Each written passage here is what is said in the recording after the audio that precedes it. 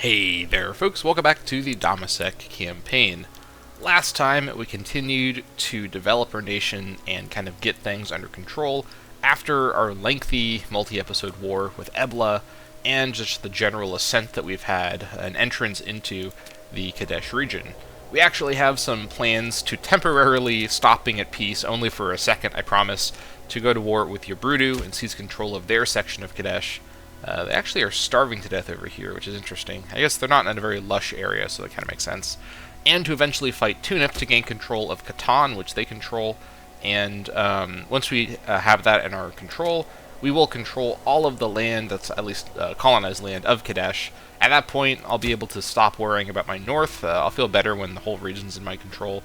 And we can turn our attention southward into finishing off the Jordan Rift Valley, and then going from there. And as I talked about last episode, I either after that want to take on Phoenicia to secure the western coastline area that's basically directly to the west of my entire nation, so that would border-wise make a lot of sense and give us access to the water with the pros and cons of that, or go south probably into Canaan, but Moab and Edom makes more sense in a way because this is a more defensible, backed up against the Arabian Desert type area.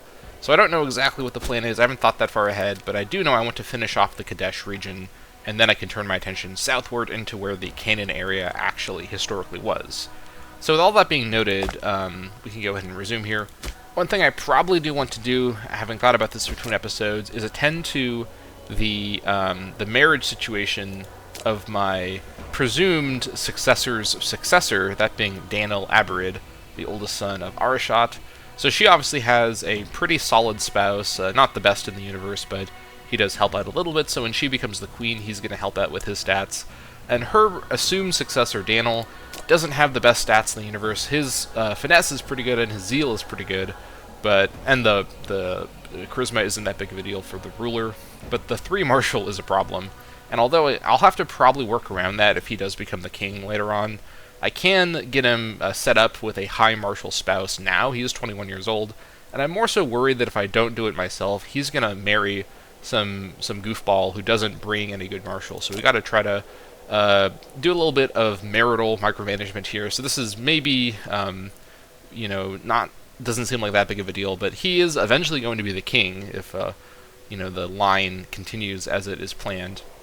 So assuming that, although we can't fix his personal marshal, we can ensure that his effect on the nation, marshal-wise, is offset by having a good spouse. So with that in mind, I'm looking at the marshal spouses here, and I think that of these options, the trick is to find somebody who is good marshal, but also isn't an ancient woman who is way, way too old to have any kids with him. So somebody like Ashera would be a pretty good option. She's 29, so she's older than he is, but not by a ton. 8 marshal is obviously really strong. She doesn't give any other good attribute bonuses. She's from our family, so this is sort of an internal family marriage, which I think would be totally fine. In terms of traits, I'm not spotting anything that's going to necessarily cause any problems. I guess she does have some physical and mental health problems, so maybe not her. Who else could we get? Huldu with 7 marshal. No traits here that seem like they'd be a problem. I guess she's epileptic, but I don't know if that has any, okay, let's see here. Tabua Abarid is another option, 25 years old. Everyone has, like, infections and health problems. Like, what's going on around here? How about this lady? Foolish and Cruel, but she's got 7 marshal, so she's 17 years old. Masha Abarid. That's his sister, actually, I just realized. But, that being said, hear me out.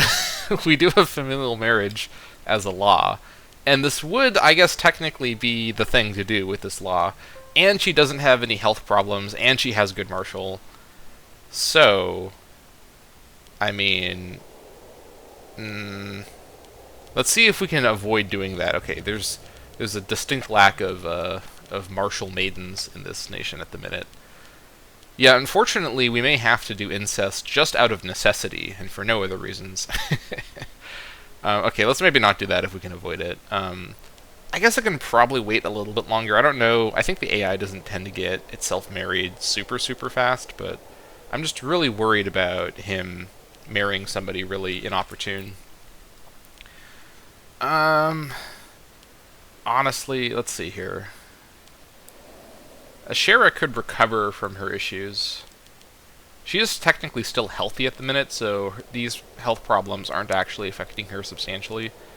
I think we'll just try to lock her down. The 8 Marshal is a really big deal for the spouse bonus, so let's get her married. A suitable match. After careful deliberation, assessment of potential spouses, and a great deal of research into various bloodlines and heritages, Daniel summoned his aides and issued an offer of marriage to Ashera of the Aber dynasty. I guess she's like a distant cousin or some, I don't know what her relation is. Despite the appearance of Epithet, head of the Aberrid family, it seems that all concerns were salved by the beautiful penned love poetry that Daniel offered up in support of his proposal. Splendid. Alright, there we go. And then incidentally, just so I avoid the temptation of situational incest, let's see if we can get Masha a spouse also. So sort of like what we did with our own son and daughter, or like a daughter and son, I should say. Let's marry my 2 oldest kids just so that they have a spouse in case they become the successor. We don't even know, by the way, if Arashat will be the successor. She could die, right? That'd be a surprise, but it could happen. So we should get Masha married to a good spouse as well, just to be safe. And, okay, there's some interesting options here. Although, that being said, let me think about this. 7 Marshal would probably be fine. Having high charisma could actually help with tyranny loss as well. There's a good chance that Arashat may end up being a queen who mostly lives during more of a peaceful period. So, she does personally have... Actually, Arashat's not the person I'm talking about here, so I'm talking about her daughter. So given that she has 9 charisma, so we're going to enjoy the benefits of 9 charisma during her reign, Masha should make sure that she has... Well, I guess 1 charisma is very bad. Let me look at the stat bonuses again. Zeal is actually pretty important for national stats. I think Marshal and Zeal are the most important, to be honest. And then my granddaughter, she has... How much Zeal? She has 5 Zeal. I think her Marshal and Zeal are probably fine. So, I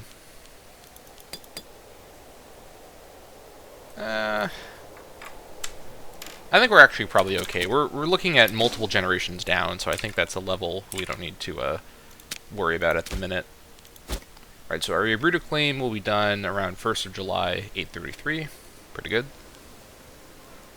And our levy down to 16 population. We can raise these guys at any time. March of Time. Age finds us all in the end. Even the priests and surgeons shake their head when confronted with the inevitable decline of the human body, as Epithet is finding out. He may not have much time left. How sad. He has cancer. That is a bummer. Well, I'm glad that I am paying attention to my succession this carefully, because it turns out we're going to really need to worry about it. He is still technically healthy, but this is not going to do great for his health. Things are going to decline at a notable pace here. Now, incidentally, so obviously Arashat is my assumed heir, but her siblings include Garamilki, who has his own children, and then Himilko, who is unmarried and is still one-eyed. So he looks very cool, but he's not, he doesn't really have a family organized. Yehimilk, who also does not have a family, and then my youngest daughter, Ashera, who does not have a family. Okay, so we have a lot of unmarried relatives sitting around. I guess the really strategic thing to do is when Arashat comes to power, she can marry off her siblings for political purposes to disloyal family members from other families. So we may do that. Samaria paid these guys off to come over here. These guys are Sinaean, which is a Canaanite. So these are Canaanite populations, so I'm not actually too concerned about that, in all honesty. We'll let them go for it.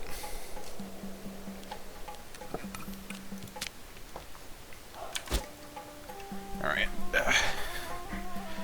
Yeah, I think the succession is imminent. Granary is raided from Siribasani. Okay. I believe Siribasani is actually doing pretty well now. This used to be an unrest hotspot. I think we'll just pay to replace the stockpiles ourselves, honestly. We have plenty of money. Not a problem. Alright, barbs continue to sack. That's fine. We have some time-traveling Gauls, given that that appearance of that model, so that's pretty funny. Ah, well.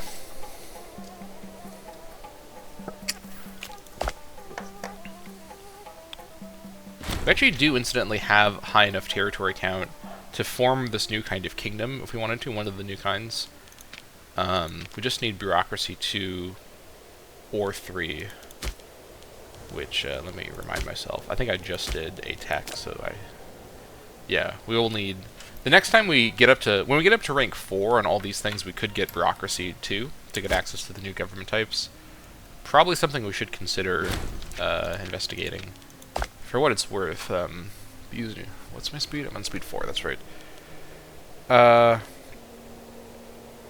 These look pretty similar to what I remember from the base game, so I don't think these are going to be too different from regular Imperator Rome's different kingdom types, so should be fine.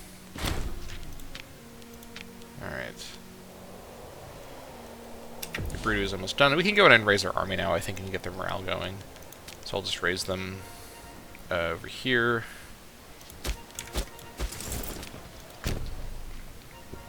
Epithet himself will lead the army. Fair enough. This is going to be very much kind of a victory lap type war. I don't expect your Brutu to do anything too surprising or dangerous for me. I think I'm just going to assault the Brutu fort, and then once I control this, I'll ask for peace deal where they just give me their home province. I don't mind leaving them over in Phoenicia and over here in Ebla. I'll eventually finish them off in Phoenicia when the time comes, but for now, there's really no need to worry about that. Should be fine. Also, yeah, so his Marshall's declining. Yeah, cancer reduces all of his stats by 2. That's definitely not ideal. Also, he stopped doing scheme influence. I don't know what the issue with that is. Let me fix that. Alright. Could also get a claim going on Tunip. But no, I'm going to wait for my war council. That's right. I've already explained why I'm not going to do that. Okay. Here we go. 1st of July. And let's get this thing over with. Declare the war. Take your Brutu. Ugarit would not join me, incidentally, because they're disloyal still. That's fine. Here we come. This should be a pretty free fight. I can't see any reason. I guess they do have 8 Marshal on that guy, but our numbers are so overwhelming. We're going to win this fight perfectly fine. Alright. There they go. Bazaar is done in Dammâseq, which means we have more trade routes. There's so many pop-ups on the screen right now. I don't know my trade goods. Get out of the way. Okay, I can't see all my trade goods right now. I think I was going for the second copy of livestock at the minute. Yeah. So we could reach so much livestock right now. Pop promotion speed now in the whole nation. That's perfect. Yeah, our character's 4 Marshal is making this fight surprisingly not as overwhelming as it really should be. Yeah, we did not win that fight handily. Once our morale builds back up, which will take a while, we'll do the assault. I might be able to do the assault right now, but I kind of don't want to chance it. 4 Marshal is very bad for basically everything, so just gonna wait and do it that way. Also, your Brutu took this, so your Brutu's been yeah, your Brutu's been taking stuff through migration, so we probably want to also go and grab that. In all honesty, we may as well get this for free from the war. Also, more war score is handy. Alright, supply shortage. I don't think there's any way your Brutu could, like, surprise us with an ally or mercenaries, but I guess they could do that. I guess we'll see what happens. Whatever the case, let's check and see on everyone's loyalty. So our core is doing great. Jordan Rift Valley is not doing great, although it's basically fine. Yeah, Gilad, at least, especially, has finally, like, reached things being stable. Kadesh is largely doing okay, actually. Your Brutu itself is not doing great, but that's understandable, so. Also, since we got all the forts built in time, this will not present a problem. The Egyptians want my hemp, right? That's fine. These guys can try to siege down. Oh, you know what? I should... Oh, fort maintenance was turned on automatically, so... Never mind. I think the game turns on fort maintenance automatically. Or it has in this campaign, at least whenever I go to war. Which is probably good that it did that. I did not think about that, but it is what it is. Turbulent priests. High priest Melkarpiles Mashid has made it clear to the priesthood that he can no longer tolerate Iptridagon's godless impiety. The man is dying of cancer and is 76. Leave him alone, my dude. Come on. I've tolerated this guy's BS for literally decades, and this is getting outrageous. Like, literally just let him live his life, you know? Yeah, let him complain. I don't care about that. My succession is safe. I don't need 100 legitimacy. 95 is more than enough. Yeah. Alright. Maybe we'll have to just do the siege naturally. Yeah, water shortage. At this point, you know, we're recovering our morale so slowly. I may just end up winning the 21%. Gonna try to siege down Machne. That's fine. Yeah, we'll let them go for it. Not too worried, in all honesty. Supply shortage? Alright, well that's not water shortage, but that's better than nothing.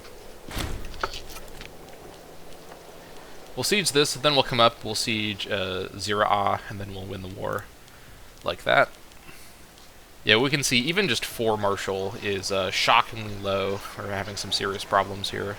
This morale recovery rate is real bad. Another reason why being at peace is probably a good idea, largely speaking, because I actually don't think that Iptridagon is... Not that he ever was an amazing martial leader, but he definitely is not in his prime anymore, so we'll continue along like that. We should probably spend some PI on city stuff. We could build a city. Actually, we only need 30 PI to build a city now, so I shouldn't forget that I have that bonus now.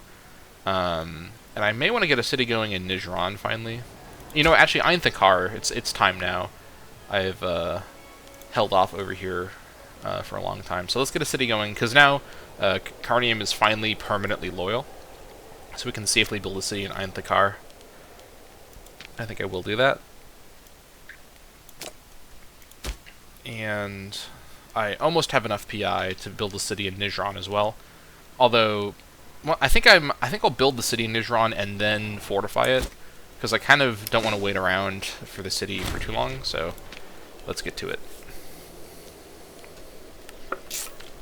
At this point, all of Hermon should be... Ebla wants livestock. I think I will trade with Ebla, weirdly enough. Ebla is a nation I don't plan to fight again for a while. I really am wanting to just have a friendly, peaceful north. So I will trade with Ebla. I won't trade with Tunip quite yet, because I want this section of Tunip.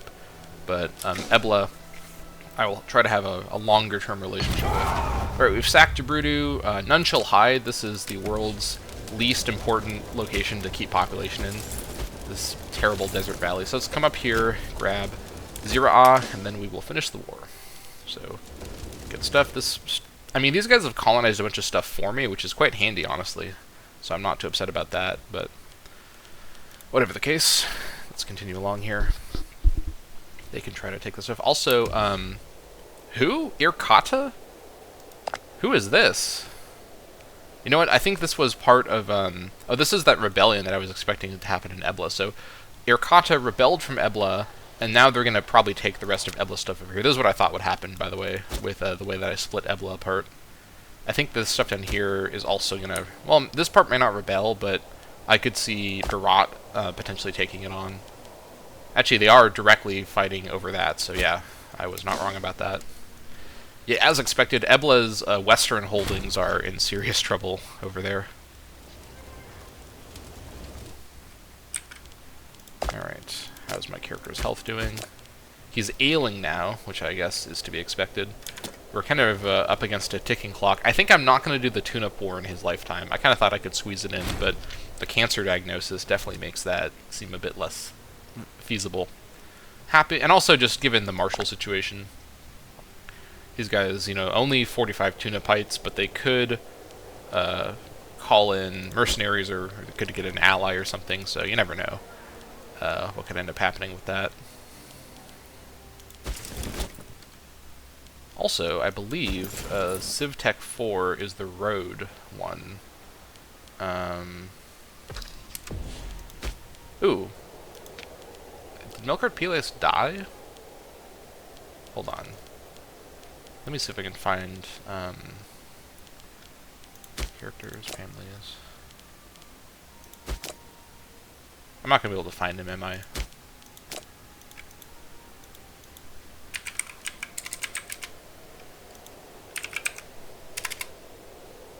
I think he died. Wow. Well, that is a bummer. Right after he was criticizing me for my incompetence. Or what was it for? My tyranny? Maybe it was for my tyranny. We'll go ahead and we'll assign this young whippersnapper, 35 years old, as youngster. This is actually one of my... I think this is my grandson. Is this my son or my grandson? Hold on. This is my direct son. Okay. I guess I can make my son the high priest. He's probably not going to become the ruler, so I think this is fine. So, he is suited for that. Fair enough. Alright, the long march to the desert is finally going to be over. Hopefully we don't depopulate. This is pretty populous, actually, so I think we should be okay. And then we'll be able to finish this war off, finally. Hopefully, at least. I don't really want to deal with taking the other Ubrudu stuff. Okay. Let's see what we can pull off here. Okay, good. They will just agree to this. Now, all the Ubrudu stuff over here is all in the Ebla region, and all the Ubrudu stuff over here is in the Phoenicia region, so I'm not going to worry about that stuff right now. Yeah, we're going to just go for this deal. 3 AE is perfectly manageable. Okay, the Amorite local power of Ubrudu accepts our generous peace offer. Ubruduin Sha'irit to Aram, and Ubruduin Ubrudu to Aram. Good stuff. Up to 17 cohorts once again. Nice. So they've gone ahead and given seized control of Zaira and Dija Bija for us, so that's quite handy. Of course, the Ubrudu capital was moved way over here for no reason. I think, honestly, in terms of where the Ubrudu capital should be, that is a good question. Let me see. All of these spots are bad. It's all desert hills, desert valley, and all that. Let me think about this. If only this was part, because the plains would at least be okay. So desert hills. So let me just start with regular desert. So regular desert, it's minus 25% pop capacity. There's attrition, movement penalty, civ level. There is more food, though, at least. This is less food and a food modifier problem. Desert. I think desert hills is flatly worse than regular desert. What about desert valley? Wait, that's... there we go. Yeah, so of the 3 kinds of desert terrain, desert, like regular desert, is the best kind. So in terms of regular desert, so Kara is regular desert, and Kurasiti is regular desert, and everything else is the worst kinds.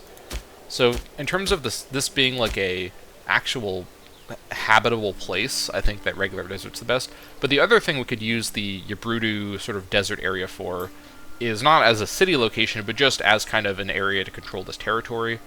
This is the world's most backline place in a way. I guess technically people could come through the uninhabitable, they could walk through. But,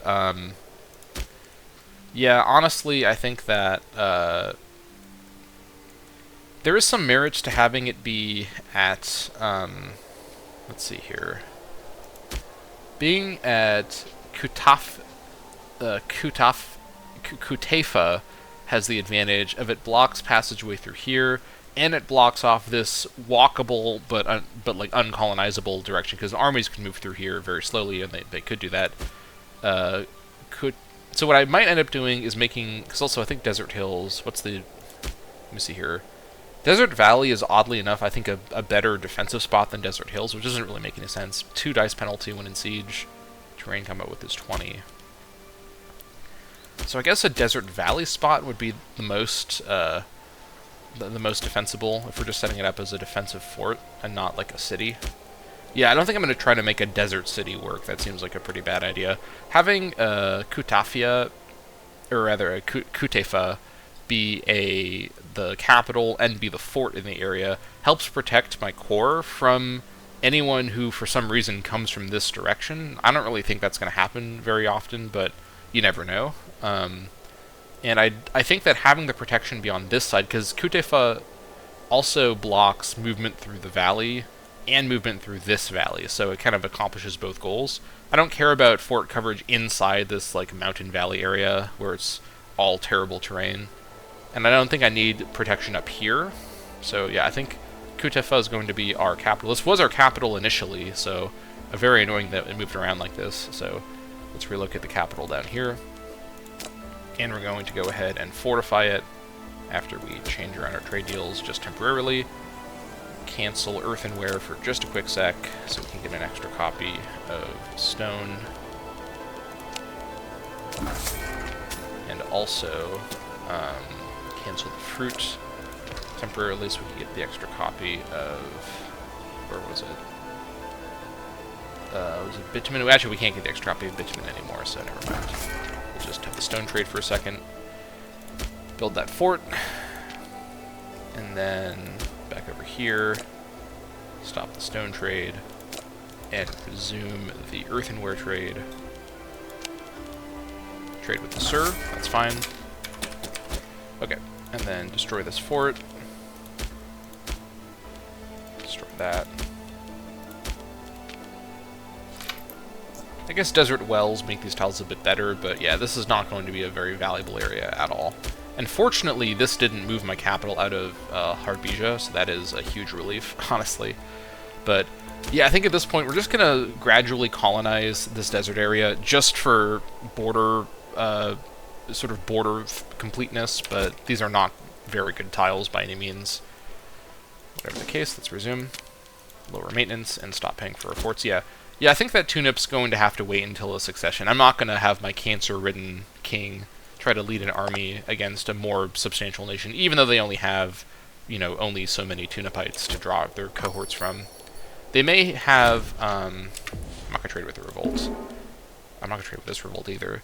Prosperity, okay. Getting some stability right now with such high stability downward trend because of our AE isn't a bad idea. More taxes is also quite tempting. I think I don't need the gold as much as I need the stability, so let's go for that. But yeah, we're gonna have to just wait. Yeah, the end is near for Ipterdagon. He's also now been known as the Besieger. That is a very appropriate nickname for him for his lifetime. He probably spent more than half his life sitting around waiting for the friggin' siege sticks to happen, so that is an absolutely appropriate sort of nickname for him for his lifetime of sieging. Minister of Excellence, Ahiram, in a fine display of financial acumen, has made significant alterations to the budget. Okay, we are greedy, so we have to get 100 gold for Ipterdagon personally. Sure, alright, that's fine. I'll trade with these guys, sell them precious metals. Let me double check that my mines are still working at full amount. Yep, we've got 3 there. And up here, where was it? Oh, I just clicked on it completely by accident. That's perfect. Let me actually check, by the way. Do I have any more precious metal trades around here? I actually do. Oh, you know what? There is a... Oh, I did not realize this was a gold tile. That may change things a bit, because I kind of want... I didn't realize these tiles actually had, like, precious metals over here. Okay, that is interesting. This being a gold tile makes me question whether I should actually maybe build a mine instead of a fort. If I made it a city, I could have both, but making this a city seems like a giant waste of money and a PI. I could make it a city, honestly, just to get the mine building and have it be the fort. This is a really good location for the fort in the region, honestly. But, I guess I don't need to only build cities for the purpose of being cities. This would be like a very sort of min-max reason to make something a city. I'll have to think about that more. I think I will keep the fort and the provincial capital here at Kute Jaffa, but I think I may make it a city just to be able to build the mine, even though I'm not going to have a large population here. I mean, I will have a large population of slaves here. I guess, actually, if I build a city here, I could have a cursed desert hill city, or, yeah, where I just move a lot of slaves to toil in the sun with the fort here as well. So, yeah, maybe we do it like that. Actually, that's kind of a good idea, so we're going to do it like that. And then there are some more as well. Let me literally reopen what I just closed. There's one up here that we don't control at the minute, but there's also more down here as well. Yeah, come on, is also a precious metal location. How many slaves do we have around here? Probably have a fair number. I think I will go ahead and start to do a bit of slave micro stuff. So let me trade for stone again. Let's see.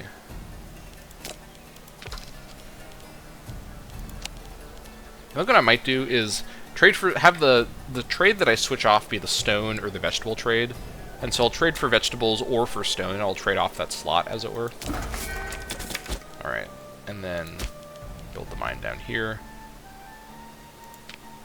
And then let me, while I'm thinking about it, build another mine as well.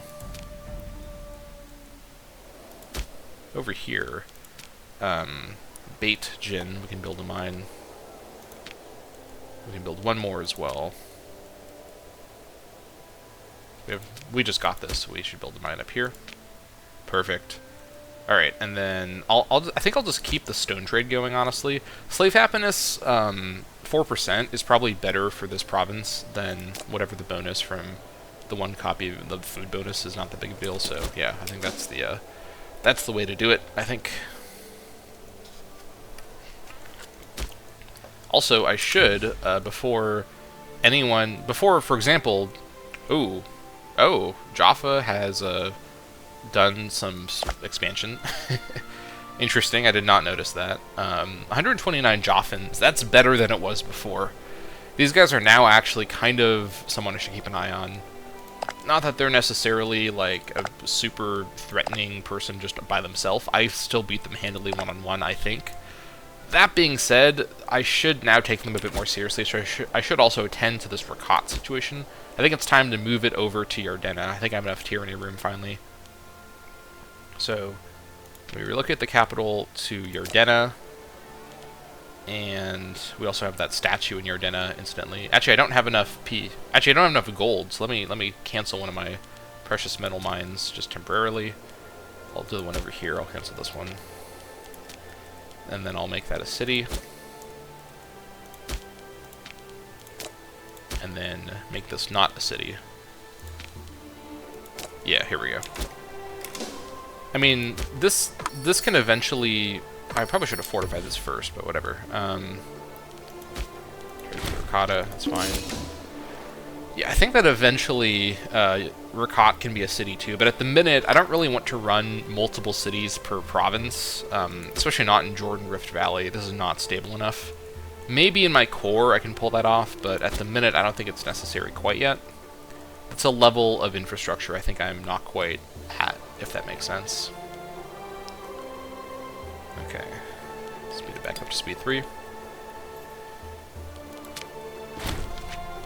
Barbarians down here. What kind of barbarians are you? Brudui barbarians, which means that you are Amorite, which is the wrong culture for me. Also, this place here is under the Kadesh governorship, of course. We're just going to set you to harsh treatment at the minute. We do still have, well, actually, yeah, we still have some food problems over here. Harsh treatment will send people away, which will help with the food problems. But yeah, this place is going to have some starvation issues because the terrain is such bad terrain. These barbarians, I think I probably just want to pay these guys off. Actually, holy crap, no, I don't want to pay these guys off. I think I will actually respond to this barbarian threat when I'm allowed to. 3 martial on this guy with the crazy name is not too scary, so we'll respond to this. We just have to wait for... Tunip wants to import precious metals. I'm not going to do that. Sell my gold to somebody else, I think. Yeah. Ebla has a navy. Very funny. And these guys, 3 more days. Here we go. The army has spawned. These guys are probably not pleased to see that. I can probably just go in. I think this isn't a great fight with the morale we have, but this should be fine. Attacking over the river into the plains. Yeah, we're crossing this river on that side. That's definitely what we're doing. I love when that happens. Yeah, so let's just get these guys out of the way. Yeah, the barbarian like stronghold effects of these mountains is kind of crazy. Yeah, I'll sell my gold to the Egyptians. That is a better deal. Maybe we'll get some gold from this. No, they're gonna run away. Where are they going to? Yunnan. Let's follow them. I think we're gonna stack wipe them over there. There we go. 3 gold. All right. That was not really worth a ton, but I'll take it.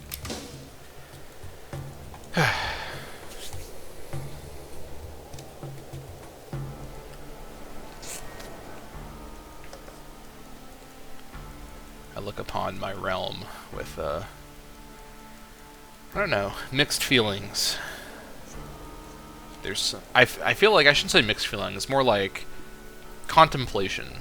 There's so much more we can do to make this truly a realm of legend. I think that we definitely are reaching a point in the game where we can start to have multiple cities where it makes sense. For example, in Damascus Oasis, I think we have the food growth at the minute to maintain multiple cities, and having cities in Marba and Duma is definitely a big priority to attend to. These places currently are very unpopulated, but I want more population over here for sure.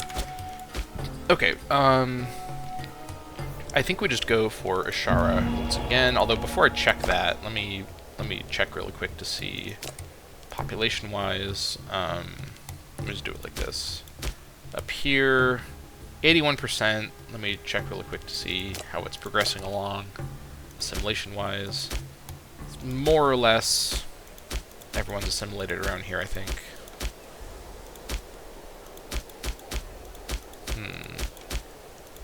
I think I need to do another round of thorough reorganization of slaves to get more assimilation going. But I think whatever the case, we keep doing Ashara. And we can do a war council. So let's do possibly the last war council in the life of Ipter. I don't think he's going to make it 10 more years, I'll be completely honest. He is ailing at this point. So, one final war council. Let's see what the war council says about Ipter planned future target. Probably one that his daughter will carry on for him.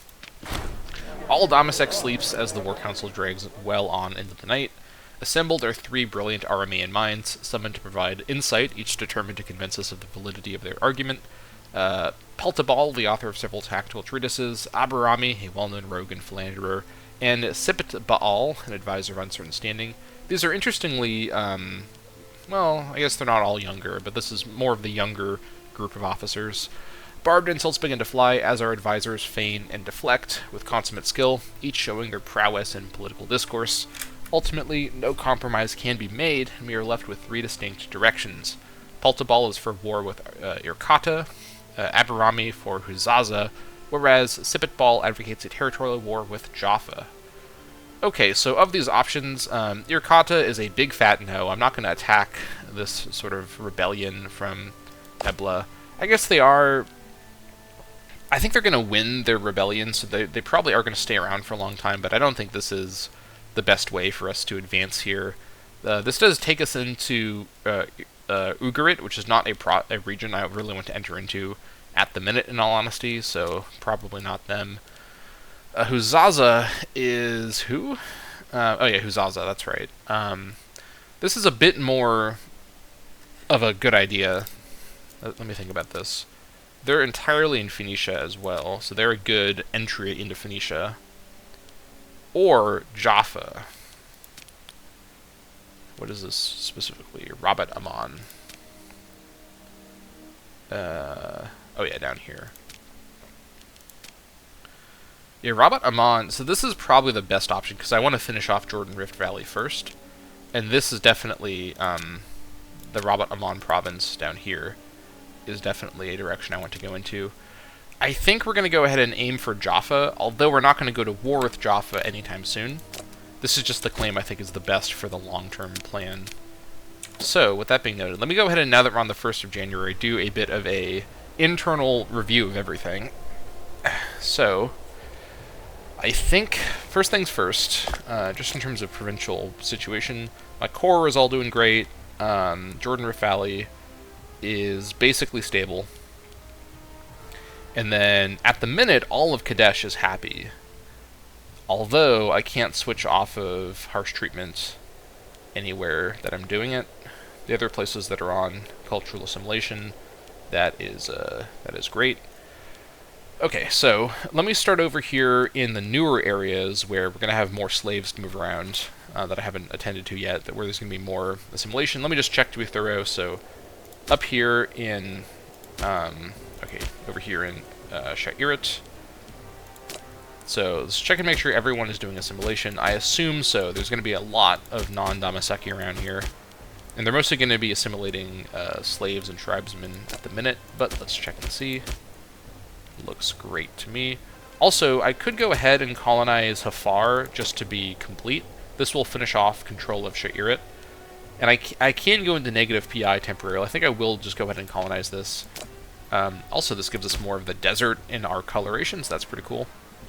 Our name is almost properly going to be displayed here. That was a big focus of the Xiongnu campaign, but very cool. So Hafar brings us a few more Kadeshi, and these guys can assimilate too, so that's pretty good. Over here in Arante's source, let me check and see. I should also get Hermel. I actually could do Hermel as well right now. You know what? Sure, I can go into negative PI. There's not really a problem with that. So let's do this as well, actually. Alright.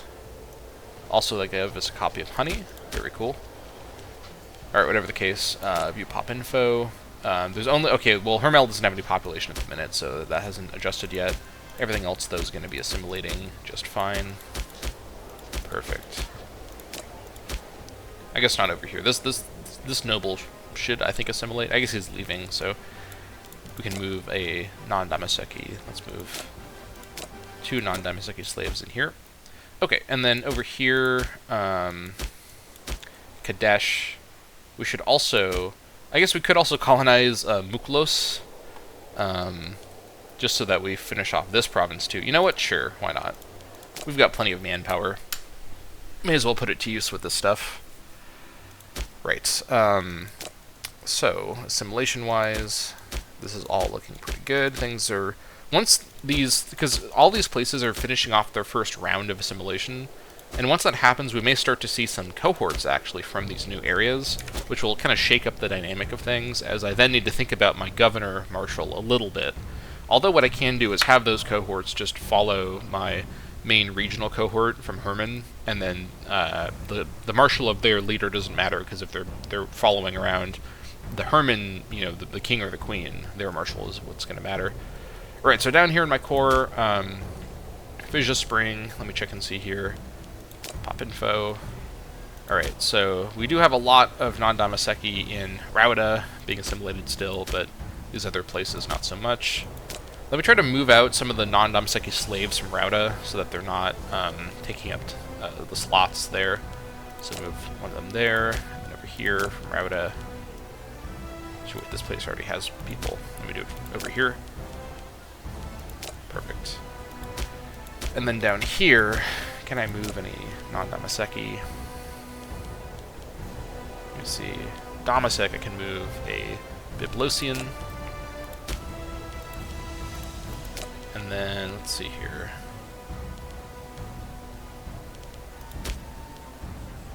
I think this is the Siribasani, so... let's see.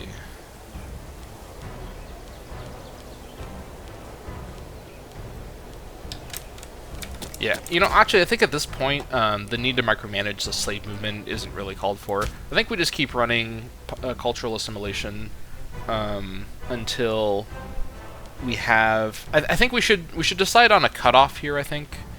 So I think Fissure Spring is probably at the cutoff now with 80%. I think what I should do is institute, just to prevent myself from doing too much micro with this, because at some point there's diminishing returns on the time that I'm spending. I think the cutoff I should institute for myself is, once you have over, maybe, let's say, once you're over, actually let me look at my core here for a second. Yeah, this is 92% around here. I think once you're at 80% Dammâseq, and we're going to check this. How about this? Let me lay down some ground rules for myself. You know, what am I, just 18 episodes in, or whatever. The ground rule is going to be that when I hit 80% Dammâseq culture, even in a place that still has cultural diversity, I'm going to let myself stop trying to micromanage the slaves and like moving around slaves to assure everyone is assimilating, because at this point the assimilation is just happening enough on its own. Yeah, so that's the plan with that. So I'm going to go ahead and whenever I hit 80% in a place, so for example Fissure Spring, I'm going to stop, and then every 5 years I'll check the cultural amounts in every location to see, but I'm not going to do it so here's the plan. Let me back up a sec. I'm getting kind of flustered here. I drank some coffee as well. So I'm going to stop doing the slave assimilation checking, or the assimilation every tile checking every time that I do it. I'm only going to check that every 5 years, and also every 5 years starting here, because at this point we're actually 50 years into the game right now, or we are, I believe, 50 years in. Yes, I believe so. And so what I'm going to do is every 5-year period, when I reselect my omen, I'm going to check all of my cultural amounts in every single province, and any province that is below 80% Dammâseq culture, I'll then do sort of micro to move around slaves to get all the tiles assimilating as best as I can. But if it's 80% or higher, I'm going to just leave it as it is and let them just do it in the background. That's the way I'm going to approach that.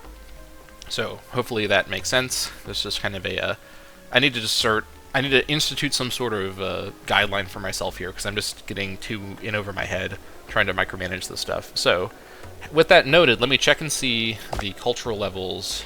Is there a way I can look at this? Yes, integrated pops. So Fissure Spring is technically 79%. It's rounding up in the other tooltip, but that's fine. That's close enough. So we'll do it like this. So Kanatha. Alright, so down here, because it's under 80% Dammâseq, we will go ahead and do that micromanagement. So check and see. So we've got 2 extra Salcati we can move out of here. Alright, let me do it like this. So into here from Hoot, we're going to move... actually, wait, no, not from Hoot. What am I talking about? Actually, this place also has a Salcati that should be... I guess that guy's leaving is the issue. Yeah, if a population is leaving, they don't count for cultural assimilation. Let me think about this. I can definitely move people from Salcad, though. So let me move a slave over from Salcad.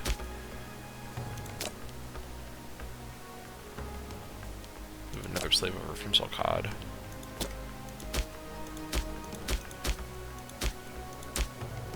And then from...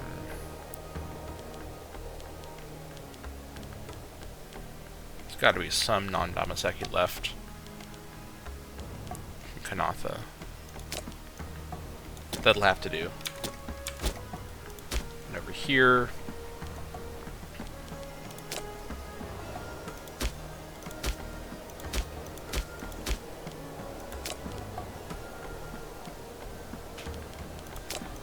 Drawn from, let's see,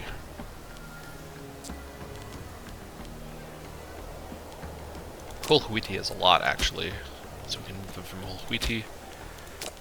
Alright. Hulhuiti.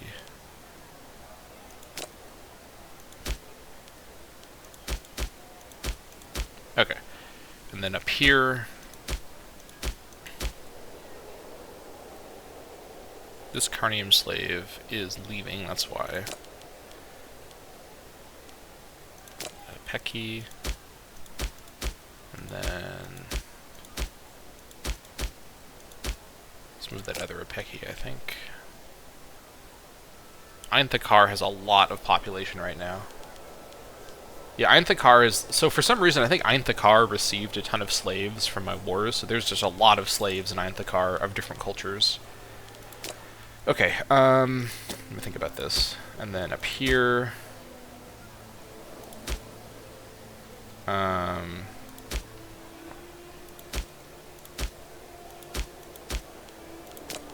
me move the Saaru.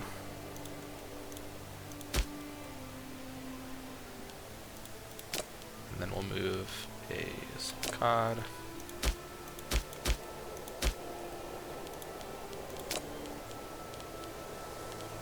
Sirbasani.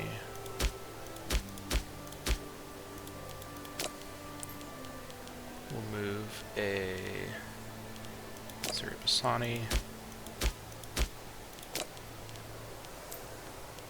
Alright. Okay. I think that's good. And I'm not gonna... yeah, we're gonna leave it at that. We'll leave it at that. Yeah, I think that, I need to kind of... let's see. So the rule is gonna be, just to kind of make sure I understand it for myself, is that every 5 years... so I'm not gonna do assimilation micro like this every time, like, as in the kind of irregular ways that I've done it. What I'm gonna do is I'm gonna not let myself do it until the 5-year periods when I do my omen. And then what I'll do is any location that has 50%, or sorry, 80% integrated pops or more, I'm not going to touch at all. I'm just going to let them keep at it. In fact, Fissure Spring, I might even switch off of assimilation onto something else. Possibly Borderlands. I don't know, I'll have to think about that. And then everywhere below 80%, I'm going to do the micromanagement like that, because there is probably enough population to still move around like that. Yeah. I think that's the way to approach it. Okay. That being said, let's go ahead and continue. So lower our army maintenance. Good stuff.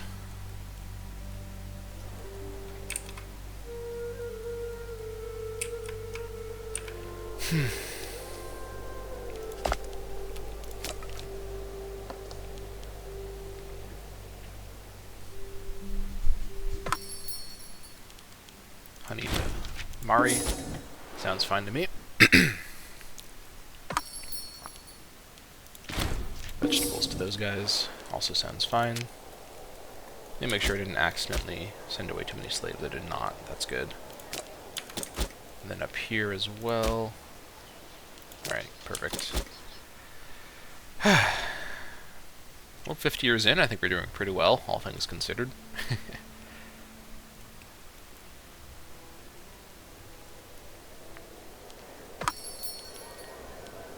not going to sell to the revolt. That seems like a bad idea. 26 population just here is kind of crazy. It's one single city. Check these guys. Alright.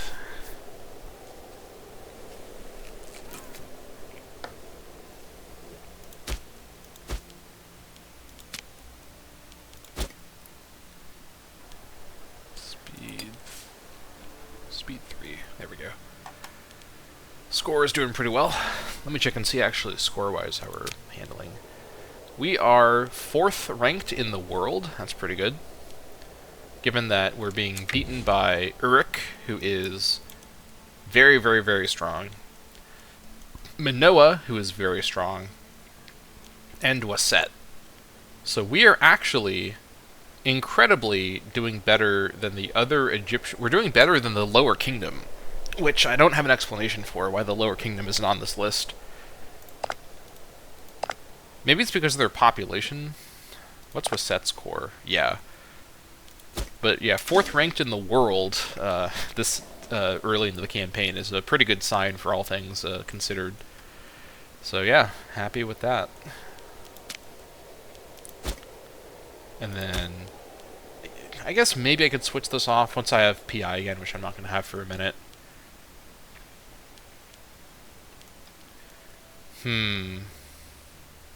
I guess it's fine to just keep it on pop simulation. Honestly, it may even be worth switching to Masses Oasis. Like, I think ultimately, what I think I'll feel the best with is for my provinces to... Maybe the default rule is pop assimilation, so unless something's at 100% Dammâseq, it's probably worthwhile to keep it on pop assimilation until it is at 100%. And then every 5-year period I can check again. So if something's at 100%, we can adjust it. The Tyranny of Iptragon, the Besieger Aberid. Iptragon has gained a reputation as a brutal tyrant who cares nothing for those he rules over. Alright, we have seen this before. Yeah, losing more PI is annoying, but I think that's fine. Alright, we have a trade thing available from Pops. Good. We can now trade for stone or for vegetables permanently. The minute we're trading for stone. Let me trade for... I guess we actually can't trade for vegetables permanently. Interesting. What's the issue? Oh, my normal trade partner has loyalty problems. Okay, that's fine. I think I'll go ahead and I'll trade for stone permanently at this point. I guess I'll have to trade with Jaffa for now. That's fine. Food supply problems over here. Yeah, I'm aware. I can't do anything about this. I can't change the policy to get more food. Honestly, if this province has some starvation problems, that's going to solve the food problems in an indirect way, so I guess it's not the end of the universe if they have a little bit of starvation. You know, a little tactical starvation, you know, never hurts anyone. Well, I guess it does hurt a lot of people, but it never hurts the nation. It only hurts those couple of people. Alright.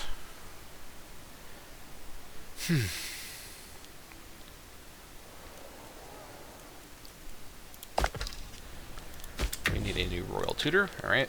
So Carball, Milkramid is a pretty good option. Very corrupt though, which I don't love.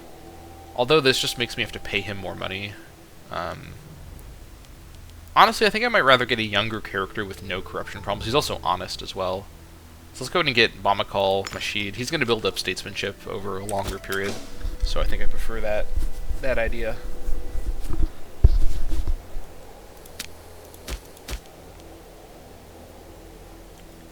Alright.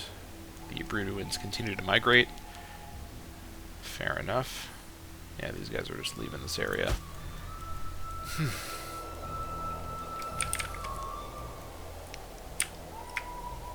How's the city coming along? 8th of January, 8:36. Alright. I think we'll go till then. This has been a pretty sort of laid-back episode, more low-key. Kind of tired today. But making some good long-term adjustments to our micromanagement of assimilation. I think at the end of the day, I need to strike that balance between being as efficient as I can be and not getting kind of lost in the weeds. At some level, you reach a diminishing returns point with assimilation. Right, so the coming of the city of Ain Thakar, our extension of new privileges and investments in the local infrastructure, have seen Ain Thakar grow from a relative humility into a true Dammâseq city. While it still has some way to go before it can rival the great cities of our age, the past 2 years have ushered in a new era of growth and urbanization in the territory. Alright, and Nijran, I did not start as a city, because I didn't have enough PI, that's right. Okay, so Ain Thakar is finally a city, very good, let's see here, I probably should, let's see, 3, actually we don't have any Dammâseq, we have one Dammâseq tribe zone, that's it though. Yeah, I think we'll just leave the buildings for later to consider. But that's going to be it for this episode of the Dammâseq campaign with the coming of Ain Thakar as a city. Very good. Finally, our core is starting to look like a proper core to our nation and not just the area that has the least loyalty problems. But next episode, I really do think we're going to see the succession pretty soon. But we shall see what happens in the next episode. Whatever the case, thank you all so much for watching, and I'll see you all next time.